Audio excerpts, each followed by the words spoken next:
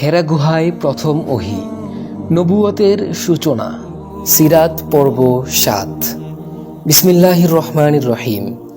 আসসালামু আলাইকুম প্রিয় ভাই ও বোনেরা, গত পর্বে আমরা দেখেছি খাদিজা রাদিয়াল্লাহু তাআলা আনহা এর সাথে বরকতময় দাম্পত্য জীবন এবং কিভাবে সমাজের অন্যায় ও মূর্তি পূজা থেকে গভীর চিন্তায় মগ্ন থাকতেন মুহাম্মদ সাল্লাল্লাহু আলাইহি ওয়াসাল্লাম। আজ আমরা পৌঁছে গেছি সেই ঐতিহাসিক মুহূর্তে, যে মুহূর্তে শুরু হলো নবুয়ত, নেমে এলো প্রথম ওহী। হেরা গুহায় নির্জনতা, মক্কার কোলাহল থেকে দূরে নূর পাহাড়ের গুহা হেরা। সেখানে একাকী ইবাদত করতেন মুহাম্মদ সাল্লাল্লাহু আলাইহি ওয়াসাল্লাম। দিনের পর দিন চিন্তা করতেন, কেন মানুষ মূর্তি পূজা করে, কেন এত অন্যায়, সত্য কোথায়? এই জন্য ছিল নবুয়তের পূর্ব প্রস্তুতি। ঐতিহাসিক রাত্র।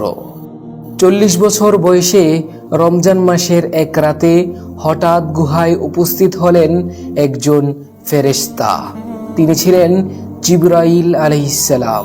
তিনি বললেন, ইকরা, পড়ো। মুহাম্মদ সাল্লাল্লাহু আলাইহি ওয়াসাল্লাম বললেন, আমি তো পড়তে জানি না।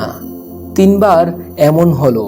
বারংবার জিবরাইল আমিন বললেন, ইকরা, ইকরা, ইকরা। ৩ বারই রাসূল আকরাম সাল্লাল্লাহু আলাইহি ওয়াসাল্লাম জবাব দিলেন, আমি তো পড়তে জানি না। তারপর নাজিল হলো প্রথম আয়াত, পড়ো তোমার রবের নামে, যিনি সৃষ্টি করেছেন। এই ছিল কোরআনের প্রথম সূচনা। ভয় ও কাঁপুনি। এই অভূতপূর্ব ঘটনার পর তিনি ভীত ও কাঁপতে কাঁপতে বাড়ি ফিরে এলেন। তিনি বললেন, আমাকে ঢেকে দাও, আমাকে ঢেকে দাও। খাদিজা রাদিয়াল্লাহু তাআলা আনহা তাকে চাদর দিয়ে জড়িয়ে ধরলেন। তিনি বললেন, আমি আমার জন্য আশঙ্কা করছি। খাদিজা রাদিয়াল্লাহু তাআলা আনহা এর অবিস্মরণীয় কথা। খাদিজা রাদিয়াল্লাহু তাআলা আনহা ইতিহাসের এক অবিস্মরণীয় বাক্য বললেন, কখনোই না, আল্লাহ আপনাকে অপমান করবেন না। আপনি আত্মীয়তার সম্পর্ক রক্ষা করেন, গরিবদের সাহায্য করেন, অতিথিকে সম্মান করেন, সত্যের পাশে থাকেন।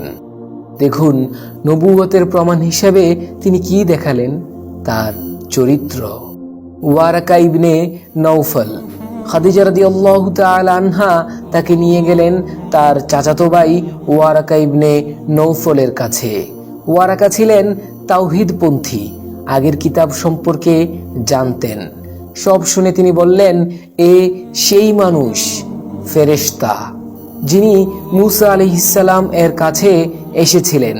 আপনার জাতি আপনাকে মিথ্যাবাদী বলবে, কষ্ট দেবে। নবুয়তের ঘোষণা স্পষ্ট হয়ে গেল। দায়িত্বের সূচনা।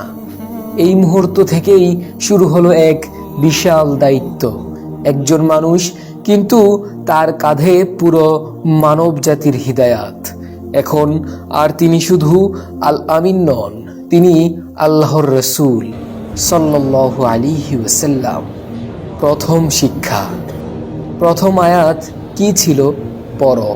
জ্ঞান, শিক্ষা, চিন্তা, এই দিয়েই শুরু হলো ইসলাম। অন্ধকার যুগে আল্লাহ প্রথমেই দিলেন জ্ঞানের আলো। প্রিয় দর্শক, এই ছিল সেই ঐতিহাসিক রাত, যা বদলে দিয়েছে পুরো পৃথিবীর ইতিহাস। পরবর্তী পর্বে আমরা জানব প্রথম কারা ইসলাম গ্রহণ করলেন, কিভাবে শুরু হলো গোপন দাওয়াত। সিরাত সিরিজের সাথেই থাকুন। ভিডিওটি ভালো লাগলে লাইক ও শেয়ার করুন। আল্লাহ আমাদের সবাইকে কোরআনের সাথে সম্পর্ক গভীর করার তৌফিক দিন। আমিন।